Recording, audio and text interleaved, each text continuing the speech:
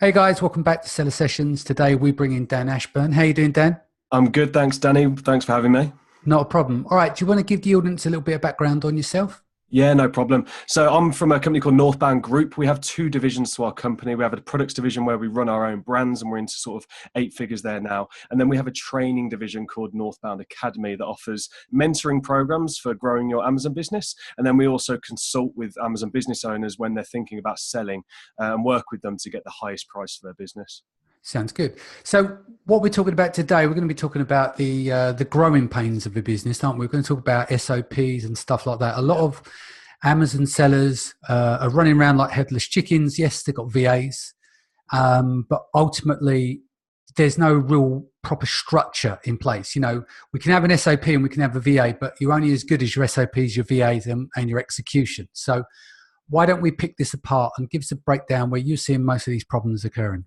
Yeah, sure. So, I mean, we've worked with, over 500 Amazon business owners now, and I'm from an agency background. I ran a seven-figure digital marketing agency. And in building that agency, one thing I found is I could scale to a certain point with the team around me, but I was the bottleneck because I was the fountain of knowledge. And as a business owner, especially when starting out, you have all these things that need to be done and all these things that you know you need to be doing. And yes, you might write an SOP here and there, and you're hiring a VA or someone around you here and there. But without a proper system in place that contains processes, task lists, SOPs attached to those task lists, and a framework for working, you just hit this glass ceiling in terms of output and production. Because as much as you build up this team around you, they're always coming to you for the answer for the next thing. And as a CEO, you're constantly looking forward. You're looking at the numbers. You're pushing to innovate.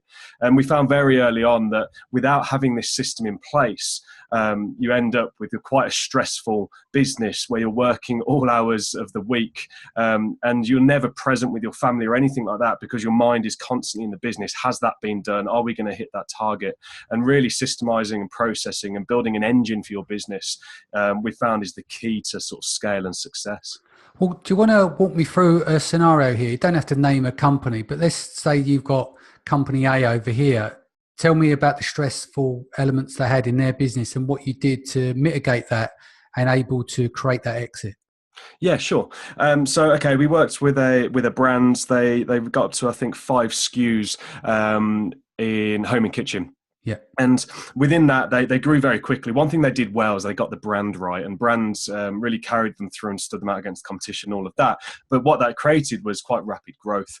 And inside of that, they were doing all the day-to-day, what I'd call maintenance of the Amazon business, in terms of just sort of checking listings, doing the review management, customer service, etc.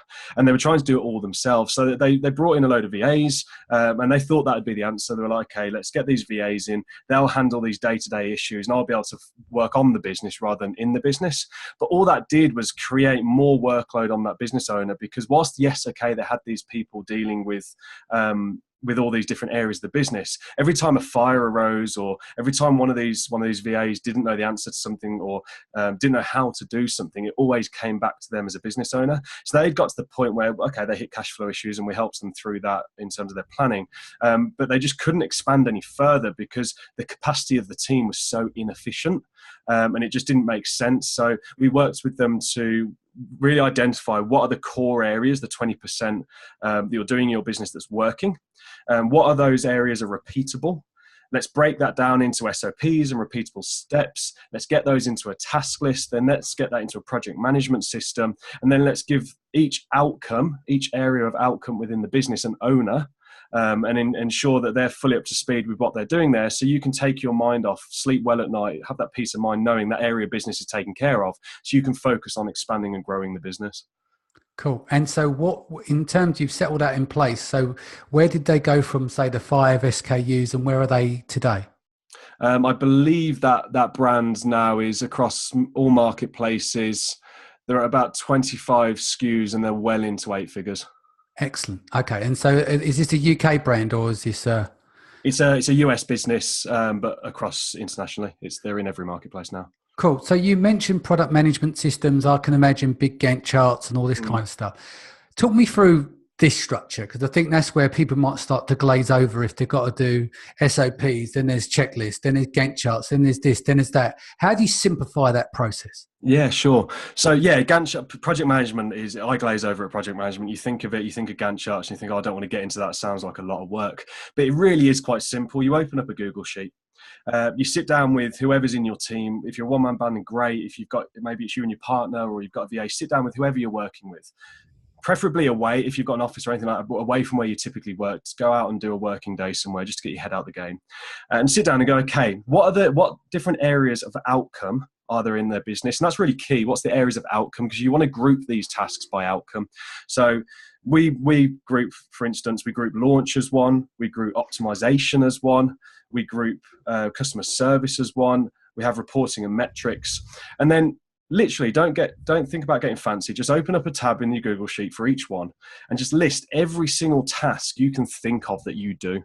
Ask everyone in your team to email you a report of every task they've completed in the last month, and just get a massive list of all these tasks. Then group them by outcome, and then write down the frequency at which you're completing that task. So it might be review management, might be daily, checking certain reports might be weekly, launches obviously is ad hoc. So write down the frequency of the tasks, then write down the current owner of that task, who's currently fulfilling that task, and do a sanity check of, once you've got all that big list, and list them by the people, group them by each team member. Do they align, or are they spread across all these different areas of business? And do a sanity check on whether that person should be completing that task. Then once you've got that Google sheet, I call that the Bible. It's like the engine Bible. Any new process you introduce, any new tactic that works that you want to scale out, anything new innovation that you want to process map out, goes into that Google sheet first. Any change to the system gets changed in that Google sheet. Once you've then got that Google sheet and you're happy with it and you've got a framework, all you need is a simple task management system. Now, there are two that I like, and it depends on where you are in your business. Asana is a great free task management tool, really good sort of task management within the app. A lot of these task managers rely on email. The good thing about Asana is it doesn't. And then a second one's called ClickUp. We're about to move to ClickUp from Teamwork Projects. And again, it's quite simple, but allows a bit more scale. So what you do is you build out these task lists, these recurring task lists into those platforms. And if you're running multiple brands, you can actually set them up as templates. So when you launch a new brand, you can just import those templates and assign an owner automatically. And once you've got that, there's your base, there's your engine, and you're just constantly tweaking and improving that engine. Now, if you want to get more efficient, you can then hook in some time tracking. Harvest is an app that we use for that, and really get efficient, so you know exactly how long customer service takes on a monthly basis and how much that's costing you. So you can start looking at time, like optimizing that time efficiency. But it's really as simple as that. It's just drop it into a Google sheet or an Excel sheet. Drop down every task, organize them by outcome, group them by outcome, assign an owner, assign a frequency, and then plug that into a project management system. And then what do you do in terms of, because you know what sometimes people do, they put all the stuff day to day, because it's very easy to get lost as a company owner. Most of the time, like for me, I don't like repetitive tasks. So if I end up doing that, I might do well for a week, but I'm not very good with the structure, because if I'm running around putting out fires and stuff, how do you make sure the team are taking care of this and that they are the right type of person for the job? You know, like some people are managers, some people are leaders, and some people are visionaries. And do you see what I mean? So you work to your strengths. So how do you make sure that's been handed right to the great members? Great question. So, I mean, once within that planning sheet, what you want to do is work out a deadline for each task. So, and you work that on based on a calendar month. So you might say, if it's a weekly task, you might say that this weekly reporting task has to be completed by the 7th day of the month. And you can then plug that into the project management system. And then what happens is you're no longer managing output of your team, because the system is managing them. If they haven't completed a task, we hold something called the M3, a Monday morning meeting. We work on like a weekly sprint type basis. In the M3 meeting, in the Monday morning meeting, it's going to become very apparent that they haven't got that job done, because the list of overdue tasks is going to be there. So that's how you ensure that people are actually doing their job. In terms of matching the right people to the job, that's a whole discussion around hiring. That's actually something I'm going through at the moment, because we're aggressively sort of hiring at the moment. One thing I'd say is use your various different boards, Indeed.com, online jobs .ph, depending on sort of the type of person you're hiring. But when hiring, put them through a series of rounds of tests. And you've got to think, okay, if this is a reporting task, you need someone that's detail orientated, a good communicator. It's not client or customer facing, so that's not too much of an issue, but they're going to have to be very solid written and spoken English, because we're talking numbers and they need to communicate that with the wider team and you as the business owner. So you can put them through sort of a free personality test during that interview process. And if you search free personality test online, there's a number that you can use, and just make it one of the hurdles. And then maybe stage 2 of that hiring process is to give them a task that they would be completed in their job. So we're literally just hiring someone today, actually. And the task I've given the 300 applicants that we've got is I've downloaded an Amazon report, and I've told them to do a specific thing with this report and then give me the report back. And that's instantly going to tell me, 1, is that person detail orientated? 2, are they good with numbers? And 3, can they follow instruction? So you can filter out these people and put them in the right job. But ultimately, skills one thing. Really, you've got to work out, who are you? How do you work? What's your management style? And hire people based on their core values. And if you get someone with the right attitude, they're going to fit into the right role either way. So just really focus on that. Sounds good. And what do you look for in terms of putting the SOPs together? Like I use Screencastify, and then I get my VA to write the SOPs and use screen grabs, because for me, it's like they've got comprehension then. And then I'd shoot another video for them to correct the SOP if they got it wrong. But, you know, what process do you have in place, and is there any certain tools that you use for that? Yeah, sure. So we've created, I've probably written thousands of SOPs over the years. And the best process I've now found is, my job is to innovate. My position in Northbound Academy and Northbound Group is sort of strategy officer. So I'm constantly innovating new tactics, new strategies, constantly testing. As soon as I feel something's ready to go into sort of the main engine, what I will do is record a video, start to finish, a screencast video, start to finish, of me executing that process or that SOP. So I use Screencast-O-Matic. It's a great free video recorder. In the click of a button, you can upload it to the cloud and then just use that link. I will then assign that video to the person that's going to operate that task or own that task. And then I tell them to use the video to execute it and write the SOP. So I've recorded it. They write the SOP. They then send me the SOP when it's complete.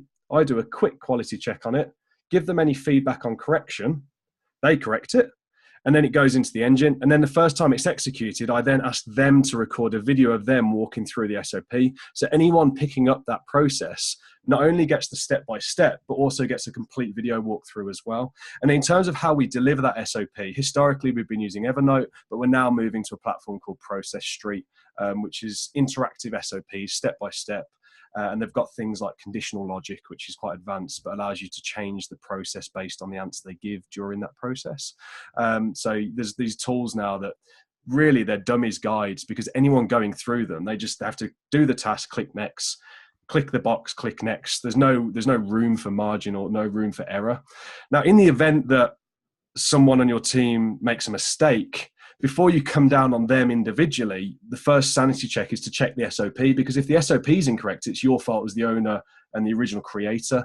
But if the SOP is correct and you've used something like Process Street, then obviously that person needs re-educating.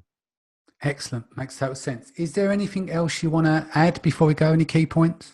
Just a couple of books. There are a couple of books that I would recommend. Now, this one isn't so much of an exciting read, but if you read it and digest it, it will really revolutionize your business. And it's a book called Work the System by Sam Carpenter. It's an old book, but if you go ahead and read that pretty much summarizes everything I'm saying here. And then around that, there's other books like The One Thing and E-Myth, Engaged, but Sam Carpenter, Work the System. Again, it's not a sexy read, but really goes deep into sort of building systems for your business.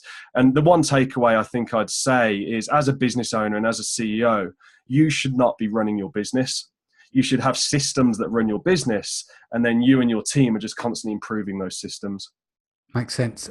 What's the best way that people can reach you? So yeah, www.northbound.academy. We offer mentoring programs for growth, helping you grow your Amazon business. And then we also consult with business owners, Amazon business owners that are looking to sell within sort of that 2-year period, to stage your business for sale, get it ready for sale, and then work with brokers and buyers in the market to get the highest price. So if you're looking for any help to grow your Amazon business or even thinking about selling, come on over to northbound.academy and get in touch.